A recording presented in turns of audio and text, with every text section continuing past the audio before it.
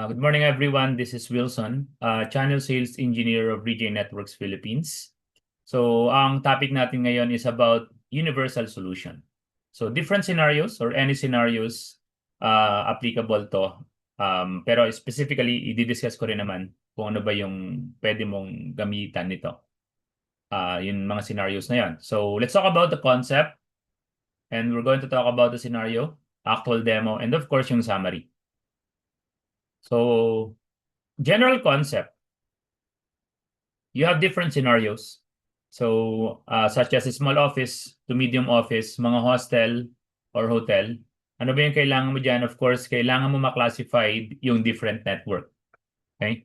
Like, meron kang wired, wireless, IoT, meron kang employees. So, for security. Okay? Meron ka rin guest access. And you want to properly manage yung bandwidth mo. So, ano yung gagawin mo? Are you going to purchase a firewall? Of course, sa security, tama. Pero you have to pay for subscription. Are you going to purchase a NAC or network access control? It's expensive. If you're just a startup company, kailangan mo talagang mag-invest sa engineer mo. Okay? Sa engineer na mag-handle nitong NAC. So what, for general concept, though, dito, makikita nyo, meron din kaming NAC. Okay? Network Access Control. Pero let's talk about yung startup company lang na hindi ka pa mag-a-avail nito. Right? Or let's say yung client mo, ganito, you as an SI, ayaw pa mag-avail nito kasi nga, it's expensive, honestly, sa NAC. So our solution, we have a gateway. So we also have a firewall, pero it's optional later, papakita ko rin. And then meron tayong core switch. So for the firewall, what I mean optional is if medyo budget constraint. Pero if talagang gusto ni client mo is more on security, in-depth security, kailangan meron ka nito sa north-south traffic mo. And then we have the core switch, we have distribution switch, we have access switch, and then meron kami mga access points. Yan, mga Wi-Fi 7. So just to name a few. So now, pag-usapan natin yung scenario. So yung scenario natin, meron kang CCTV project and network project. Router, switch, access points, NVR, 50 switches, 50 IPCs. Yan. Gaano mo ba katagal i-configure yan? So let's talk about it. Yung SON. SON is one of the feature ni RJ. Okay? We call it self-organizing network. Wherein this is the auto discovery. Meron tong capability rin ng auto networking. And then meron din tong capability ng auto configuration. I'll show you the video kung paano ba to.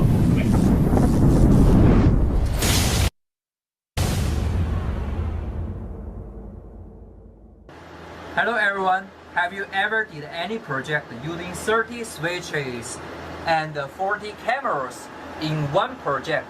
And before, how long it will take your time to online and configure all the switches? So today we have 5 minutes challenging game to finish all the configuration and finish the project. Are you ready? Let's go.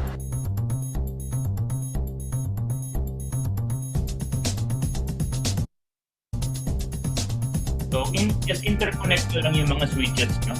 Basically, interconnected nyo using your cable. And then we have a router.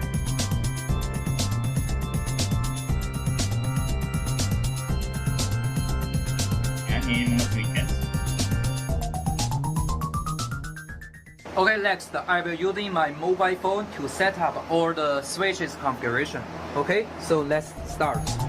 If switch lang yan, so you can do scanning ng QR code and then makikita nyo na dyan.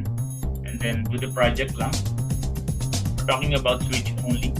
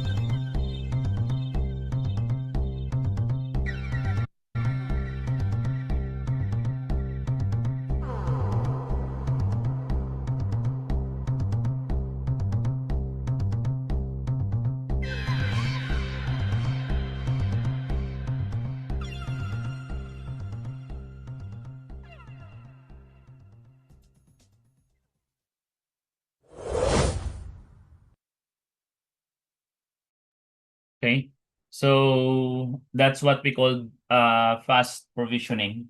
Scenario number 2, you want to classify yung network mo. So kung kanina pinag-usapan natin yung mga devices na meron ka, so you have to classify din yung network mo based dun sa mga services na ibibigay mo sa customer mo as an SI. So first, CCTV, may employee ka by department, may guest users ka.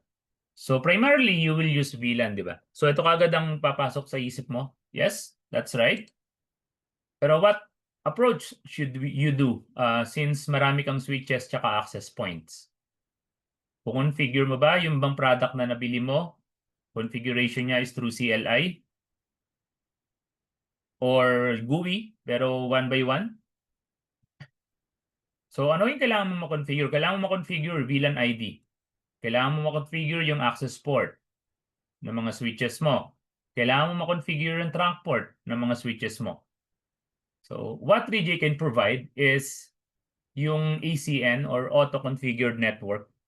So sa auto-configured network, mako-configure mo yung buong network 2 to 3 minutes. What I mean is, let's say na-create ka ng VLAN, so 2 to 3 minutes. So no CLI needed. Hindi mo na rin kailangan pang mag 1 by 1 trunk configuration sa kada switch mo. And of course, yung VLAN. Sabi ko kung kanina, kung may 10 kang switches, hindi mo na kailangan pang mag-configure ng VLAN ID per switch para makilala ng switch na yon. Okay? So with ACN, VLAN configuration will be propagated sa all RJ switches in the network. Basta inalaw mo lang siya. Okay? So i-click mo lang naman yon. Mamaya papakita ko rin. So visibility of each network on the cloud. So kita mo yung network mo, kita mo yung different department ng employee mo, different networks such as yung guest den. Kita mo yan. So let's watch this video about our ACN. Okay. Welcome to Auto Configured Network Solution, a world-leading feature powered by RJ Cloud. That allows everyone to deploy networks, including routers, switches, access points in a simplified way. And when you are ready to start network deployment, Network Function guides you to set up wired or wireless subnet from router to AP in a wizard. Begin by clicking Add WLAN Network, fill in the Wi-Fi SSID and password for whole wireless network.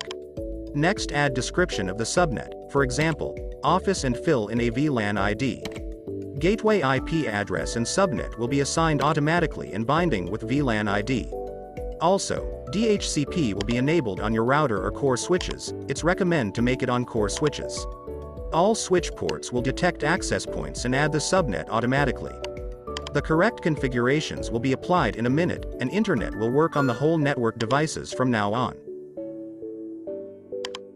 There is also an option to add a wired network.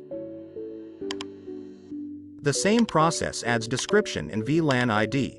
Then select switches and ports that you want to plug into the computers and other client terminals.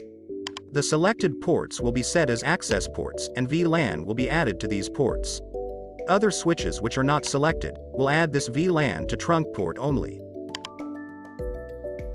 By double-checking and confirming, all correct configurations will also work in a minute. Your network is working properly now. Cloud, make your business easy. Okay, so that's the ACN or auto-configured network. Okay, so scenario number 3, are you still using third party for authentication?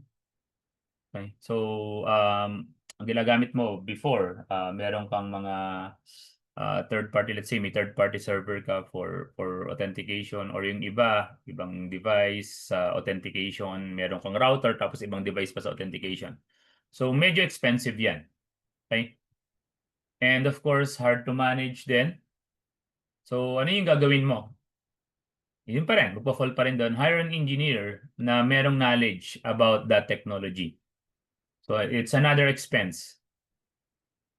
And how about yung maintenance nun? How about yung license nun? So yung license niya possible 1, 2 years, 3 years. Diba? So our solution is very simple. It's just a captive portal wherein pwede mo pang i-market kung let's say your client is a hotel, pwede nila ma-market yung mga yung resto nila or for example any other amenities na meron sila ron, pwede nilang ma-market yan. So no third-party portal needed, no high-paid engineer needed, no license needed.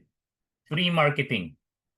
Okay? And then may option ka pa para ma-upload mo si HTML, yung photo, option mo, or kung meron kang HTML, sa portal design mo, pwede rin. So may option ka nun. Different authentication supported. Like voucher, account, one click, and then yung SMS. Sa SMS, meron tayong pwede sa Twilio. Just create an account. Pero walang SMS server si RJ. So ito yung kailangan mo. Okay? Twilio. Pero kung may mga scenario kayo na kailangan is SMS and then you have your own SMS server, just contact RJ lang when it comes to integration through API. Okay? Yan sa SMS. So, ito yung sample ng Captive Portal. Yan. Okay. As you can see, yung Captive Portal natin, you can upload a video. Yan. You can upload a picture or photo. Yan. Ma-market. Bago sila makapag-internet, so makikita mo muna nila yung marketing mo. Okay? So, and then of course, yan, sa mobile.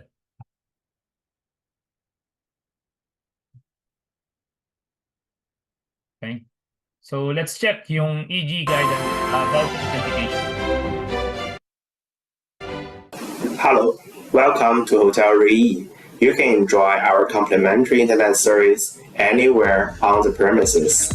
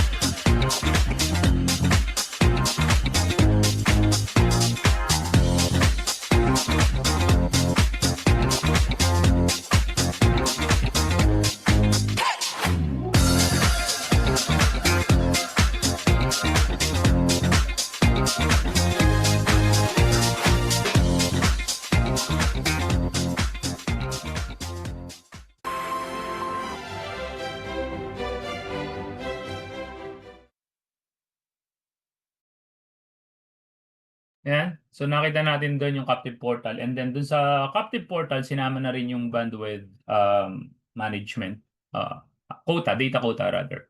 Okay, data quota. And then of course bandwidth consume, scenario 4 natin kung na-consume yung bandwidth mo sa non-work related task, ano ba yung gagawin mo? You have to block the application, di ba? Block mo yung website. Control mo yung bandwidth, of course. How would you do it?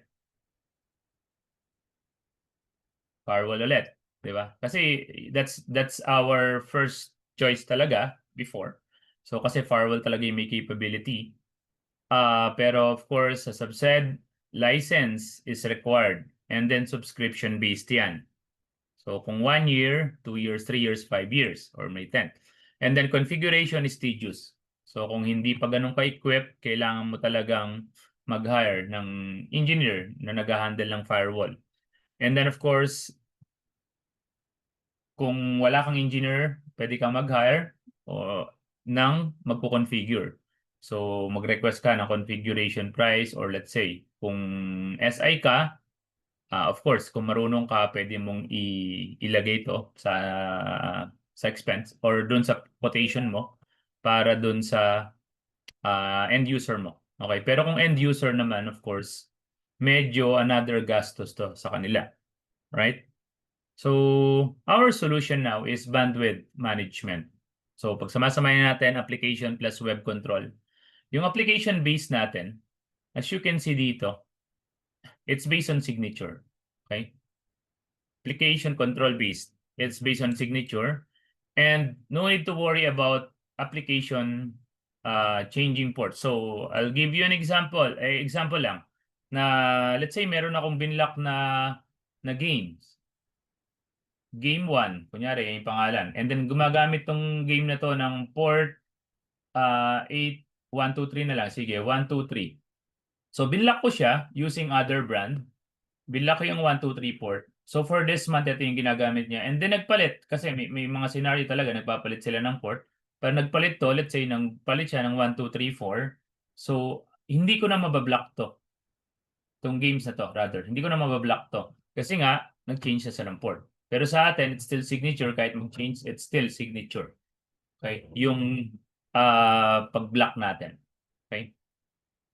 So next is easy creation of URL group to add the list of URL to block. So dito, pwede kang mabilis na mag-configure ng list ng URL. So gagawa ka lang ng group ng URL and then ilagay mo na ron yung list ng gusto mong i-block. So pwede mo naman lagay. Okay? Yan. Okay. So later, papakita ko rin naman sa actual demo natin. Okay.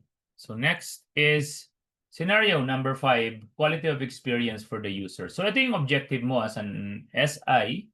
Okay. So prioritize yung traffic according to application. So paano yung scenario? Gusto ko sana si YouTube naka-priority. So kahit anong network, kahit anong department sa office namin, kasi dito kami nakabase sa palaging nag-online selling kung YouTube yung gamit. So dapat naka-priority ito. Pero medyo mahirap i-configure. Yan. So kung other brand yung gamit mo. Okay? If other brand. Okay? And of course, wala kang real-time visibility kung nag-take effect ba talaga. Kung totoo ba talaga na yung application mo is na-prioritize. Okay? And then next is supports application identification and quota. Okay. So, yeah. So,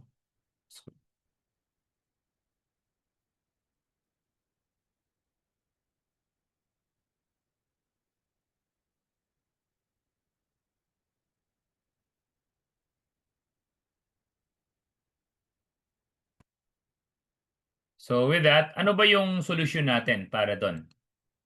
So ang solution natin is ito, Smart QoS. Smart QoS, pa-priority niya yung application traffic na magbibigay ng quality of experience sa user. And then of course, it can support application identification and QoS data dashboard from every aspect. So may visibility ka. Ma-identify mo yon. Mamaya papakita ko rin sa video. Okay? And then of course, very easy to configure, even remotely could be done. Right? So panoorin natin tong video na to, how to configure it.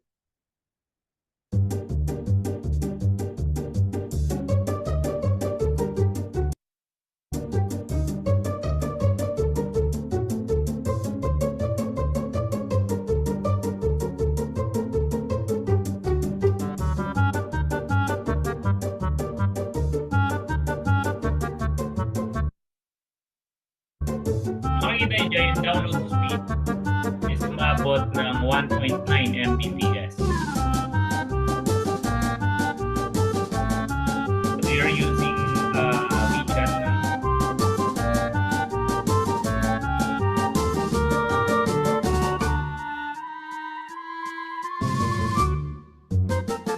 So affected talaga kung may nagda-download. So ano yung solution natin? That's the application Smart Flow Control with application priority.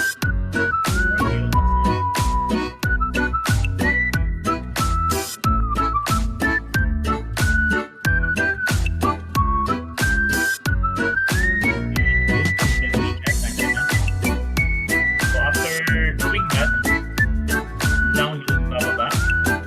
And nakikita mo, yan yung monitoring. So with that, siya na yung kumukuha na mas maraming traffic. And then yung download, bababa. And then, ang QoS na. Okay, yung WeChat.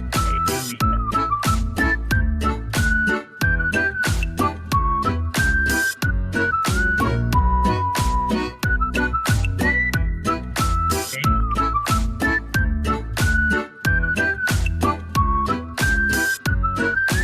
So, tingnan natin ngayon yung application. So,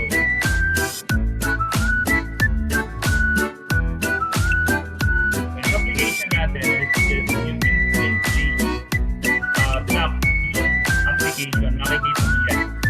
Yan. So, it's signature. Makikita mo. Piliin mo lang. And then block it.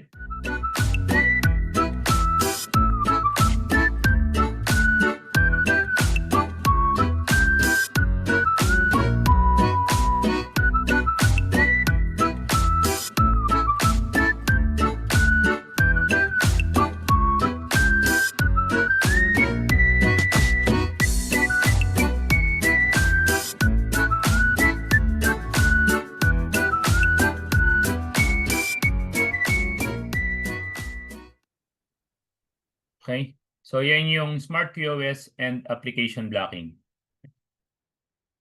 Alright. So, gawin na natin ngayon yung actual demo natin. Alright.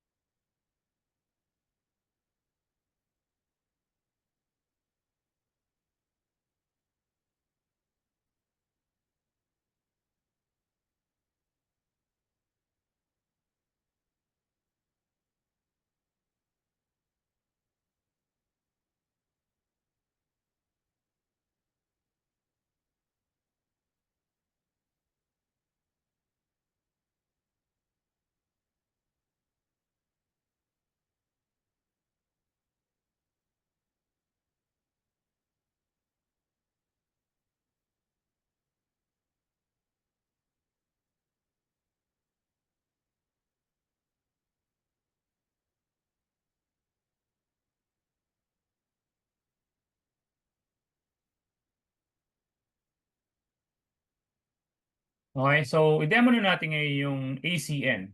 Okay. So yung or auto-configured network. So pakita ko. So open lang natin yung VJ Cloud. So I created na yung project yan sa universal scenario.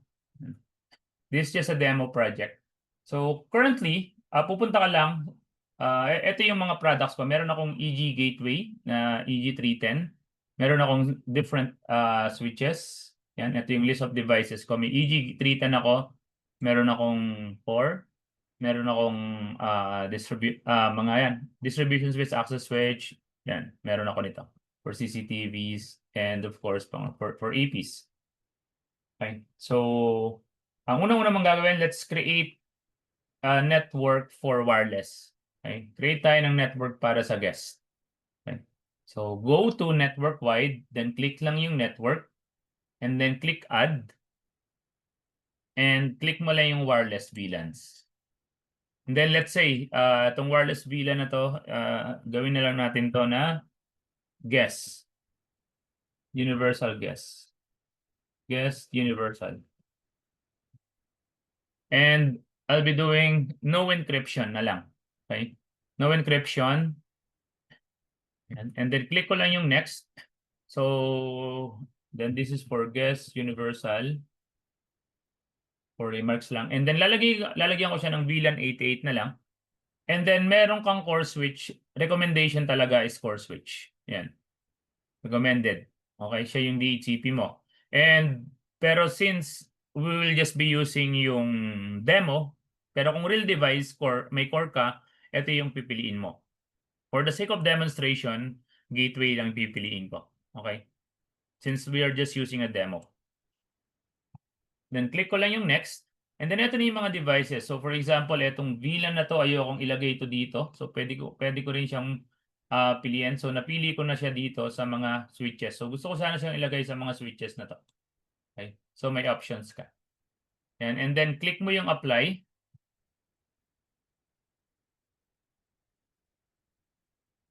And then wait ka lang. So ang ginagawa niya, nag-auto-configure na siya.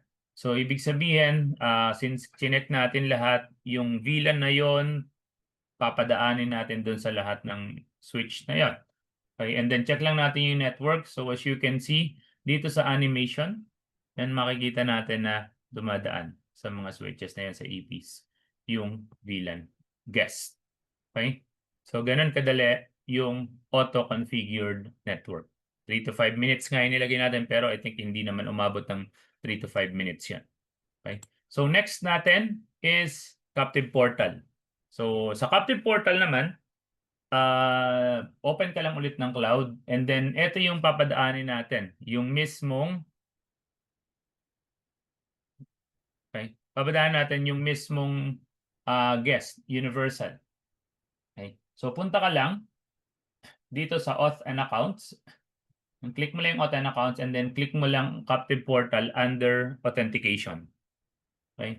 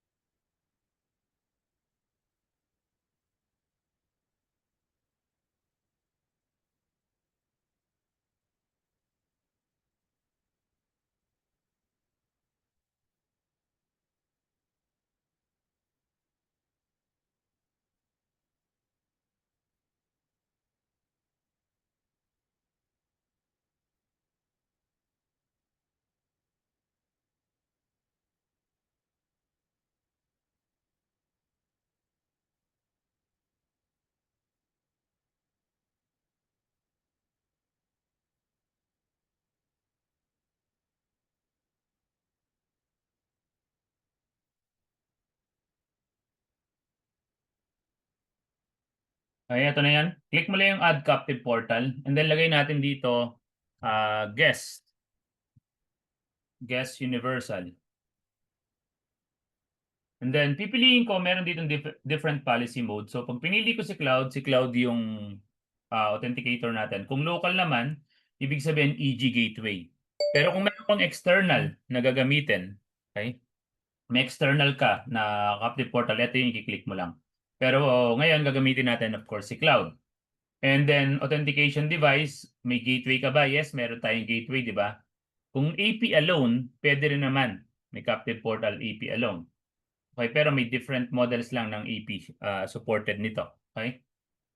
And then of course, select network, click mo lang yan, and then click lang natin itong guest.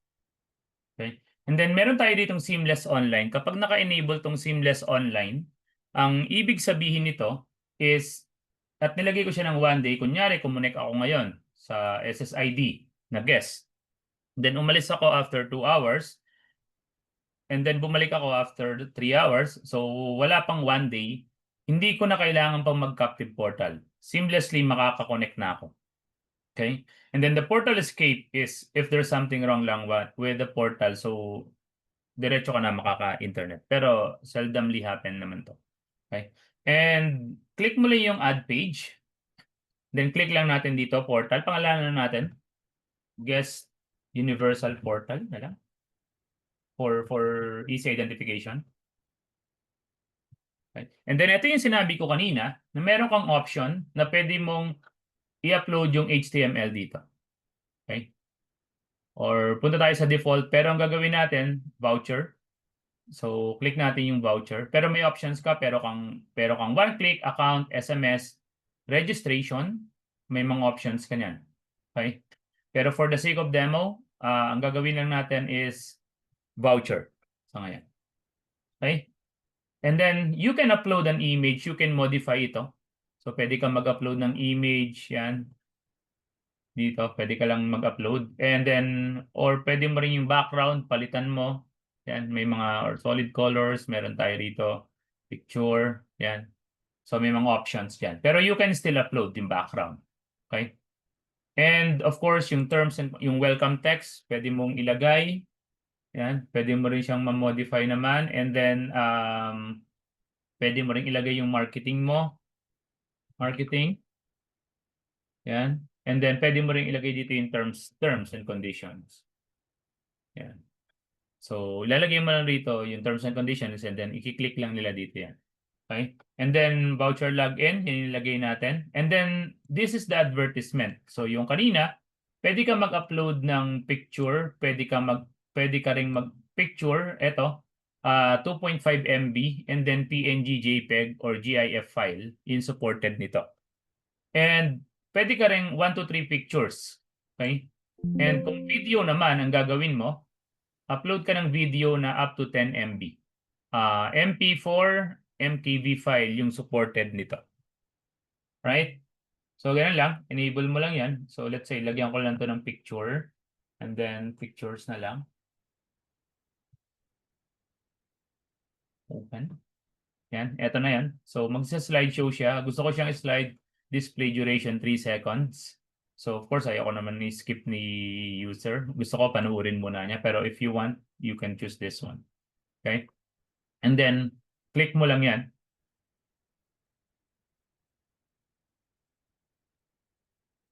So, ito na yung Captive Portal mo. So, click mo lang. Yan. Right? And then, may check na yan. And then, click mo lang yung OK. So, tapos na yung Captive Portal mo. So, ngayon, gagawa naman tayo ng voucher. So, paano ka gagawa ng voucher? Punta ka lang muna dito sa user management. Pero bago ka magawa ng voucher, kailangan mo muna maggawa ng user group. Or ito yung tinatawag nating, ang konsepto is, ito yung template or ng policy. So, let's say, add. So, let's say ito, lalagyan ko lang ito ng guest. Guest universal. So, gusto ko, lahat ng guest, ito yung gagamitin. Okay? Okay. Guest universal group. Ayan. And then, ito, ilalagay ko dito. So, isang voucher, gusto ko sana isang device lang. So, 1:1. Okay? And then, yung period ba nila, is it unlimited or may daily duration? So, bigyan ko ba sila sa voucher nila, ng period nila ng 60 seconds lang? So, let's say, sige, lagyan ko sila, may 60 seconds. Pero, 60 seconds daily access per limit kung isang beses lang. So pwede mo siyang ilagay dyan. Okay? So isang oras lang. And then now, data quota. So I'll give them na magkaroon sila ng 500 MB. So yung guest 500 MB na reach na nila, babagal na yung internet nila into 1 MB. Okay? And then gusto ko sana meron silang 5 Mbps speed, download and upload. So 5 Mbps download and upload. Bas na-reach na nila itong 500 MB, mabababa na ng 10. Okay? So ganun lang kadali. And then click lang natin yan. So naka-create na tayo ng policy or yung template. And then next, click natin itong voucher. Okay? So sa voucher, after you click ang voucher, click mo lang yung add. Dito, magtatanong niya kung ilan yung quantity na gagawin mo. So, let's say, mag-create tayo ng 5 vouchers. And then, sa user group, ito yung ginawa natin kaninang policy. So, click lang natin yan. And then, meron ditong other settings. Pwede mo rin ilagay dito. Pero mas maganda talaga, lagyan mo. So, kung gusto mo talagang alphanumeric, click mo lang, alphabetic ba? Or numeric lang. So, for the sake of demo, numeric na lang gagamitin natin. And then voucher length up to 9 characters ang pwede. So minimum of 6 up to 9. So yan. Then click lang natin yung 6. And then click mo lang yung OK. Makikita mo na dito yung voucher code. Yan. So and then nandyan na yan. Kapag nag-start, ginamit na yan, mag-activate na dito yan kung kailan ginamit. And then kung kailan may expire, makikita mo rin. And then makikita mo rin dito sa devices, magwa-1 na to kapag may gumamit na yan. And then makikita mo rin dito, since meron kang data quota, kung ilan na yung nagamit nila. So you have visibility and then upload speed, download speed, ito. Okay? And if you want to print yung voucher naman, click mo lang yung print voucher, click mo lang yung lahat, and then ipiprint mo yung voucher. So nasa sa'yo na kung ano yung ilalagay mo dito. My voucher. Yan. So ito yun. Okay. So sa logo, pwede ka rin mag-upload ng logo. Yan. So and then different. Yung mga ipapakita rito. So maximum 30 minutes. So yun yung sample. And then click mo lang yung okay. So mapiprint na sila. Pero hindi ko na-print. It's just a demo. Right? So that's how you create a captive portal and voucher. Ganun lang siya kadali. Okay?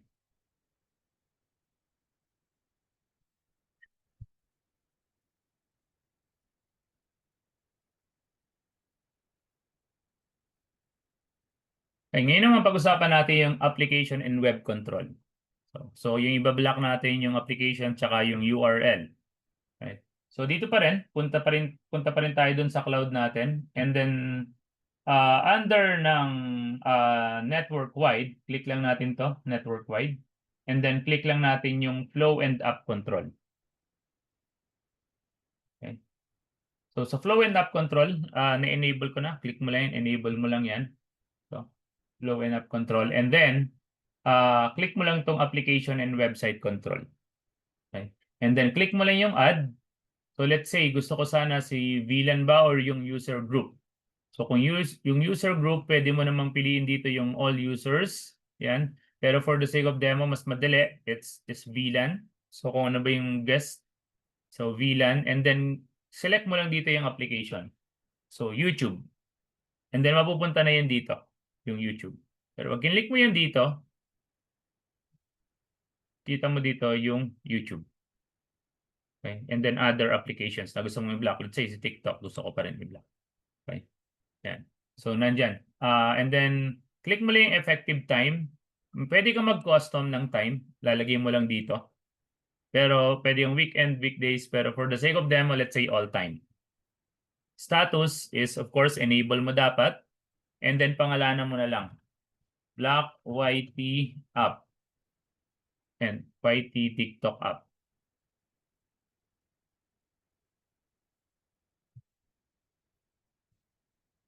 TikTok app. Okay? Click mo lang yung okay. And then tapos na yung blocking ng application. Then count ka lang ng 5 seconds. Mabablock na yan sa mga applications. Ito yung gagawin natin. So nakapag-block na tayo ng YT and TikTok app. ang next natin is click lang natin ulit to, add, and then click mo lang ulit yung VLAN. And then click mo lang yung website. Ito.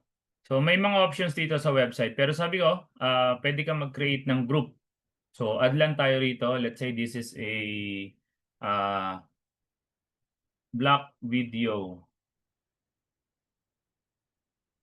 URL. Social media URL, for example. URL. So dito pwede kong facebook.com, tiktok.com ba yan? youtube.com, for example. So let's say yan tatlo. Then click OK. So na-block ko na yan. Tatlo. And then close mo na yan. And then makikita mo siya dito. Yung ginawa mo. You're creating your own. Okay? And then click mo dito, effective time, let's say, yun na lang, all time. And then lagyan mo lang dito yung pangalan. Block URL. Block social media URL.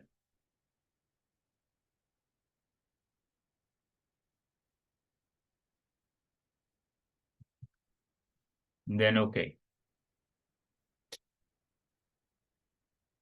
Ganun lang kadali.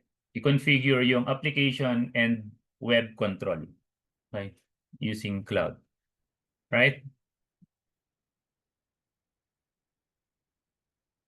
So next topic natin is yung Smart QoS. So sa Smart QoS, hindi natin magagamit yung mismong demo device, demo project rather. So gagamitin natin ngayon yung actual. So I have an actual device here.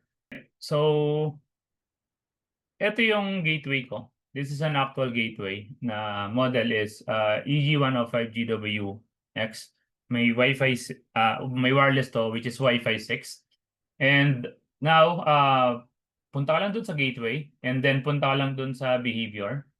And then click mo lang yung QoS. Okay? So just enable it. Previously hindi pa siya enabled pero all you have to do is just click it, enable, and then lagay mo lang yung uplink and downlink ng ISP mo. Kung wala pa naman, hindi naman siya sobra ng 1 gig. So lagay mo lang 1 gig. So pababa yan, yung ibig sabihin. Okay, then save it, of course. Okay, and then click mo lang to, application priority. And then meron ditong tatlo na. Okay, pero you can create your custom naman. Okay, pero gawin na lang natin tong priority na to. So let's say I'll edit it.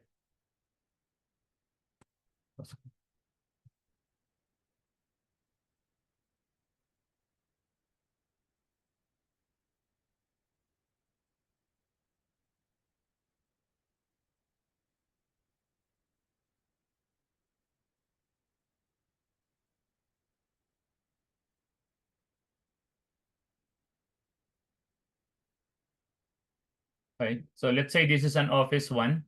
So click lang natin, Office. Yan.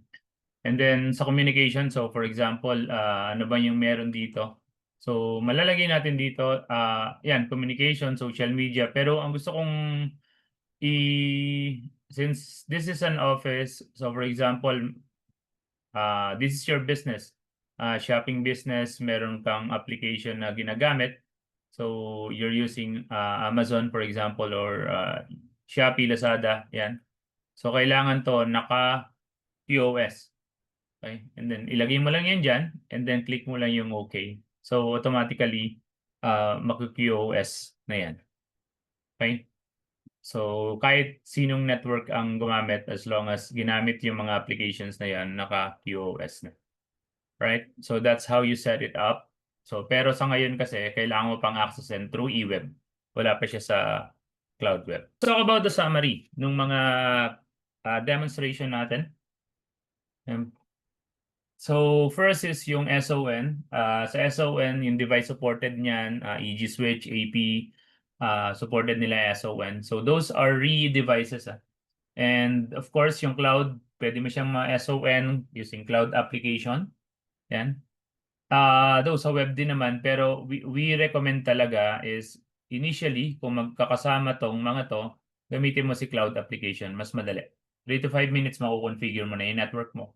So next yung ACN. So sabi ko kanina, if you have an EG Switch AP home Wi-Fi, kung may home Wi-Fi ka rin, so mag-create ka ng VLAN, let's say it's a wireless VLAN, you can easily set it up and mas maiiwasan mo pa yung pagkakamali when it comes to configuration pag ginamit mo si auto-configure network.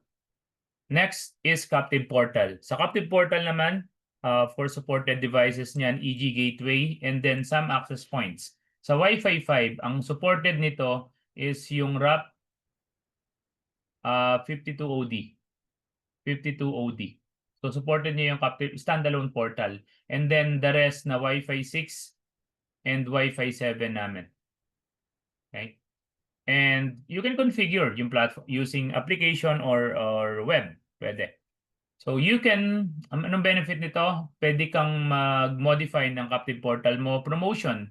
You can show your logo, ads, or announcement kapag nag-connect yung mga users. Okay? Next is voucher authentication. Sa voucher, of course, EG Gateway yung kailangan. Cloud application or cloud web, yan, keeps stranger unwanted users out. And then application and web control, supported yan ng EG Gateway, cloud app, and cloud web para safe yung connection. And then of course, lastly, yung Smart QoS. EG Gateway, kailangan mo dyan. You can configure cloud app, cloud web. It gives priority dun sa mga important activities mo. Okay? So that's the summary of our universal solution. So for with 3J REE, we make your business easy. Thank you.